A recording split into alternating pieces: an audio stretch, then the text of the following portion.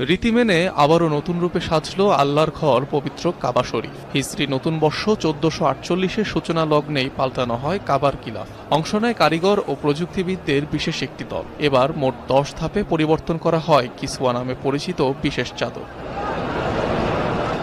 প্রতি বছরই নিয়ম অনুযায়ী পাল্টানো হয় কাবার গিলাফ। আগে আরাফার দিন পরিবর্তনের রেওয়াজ থাকলেও বছর কয়েক ধরে তা পাল্টানো হচ্ছে মুহররম মাসের প্রথম দিনে। কিসওয়া মূলত বিশেষ ধরনের কালো কাপড়, যার উপর স্বর্ণাক্ষরে নকশা করা হয় কোরআনের আয়াত, আল্লাহর নাম ও গুণাবলী। ফুটিয়ে তোলা হয় বিভিন্ন নকশাও। এতে ব্যবহার করা হয় 825 কেজি রেশম, 60 কেজি বিশুদ্ধ রূপা ও 400 কেজি তুলা। সেলাইয়ে দরকার পড়ে 120 কেজি স্বর্ণমণ্ডিত রূপার সুতা। 42 ফুট উঁচু আর 141 ফুট প্রশস্ত কাবা শরীফ ঢাকতে গিলাফের পুরো নির্মাণ শৈলীতে অনুসরণ করা হয় 7টি ধাপ। 47টি কাপড়ের টুকরাকে সেলাই করা হয় বিশেষ মেশিনে, যা কাবার দেয়ালে ঝোলানোর পর জোড়া দেয়া হয়। একটি কিসওয়ার ওজন 1400 কেজির মতো হতে পারে।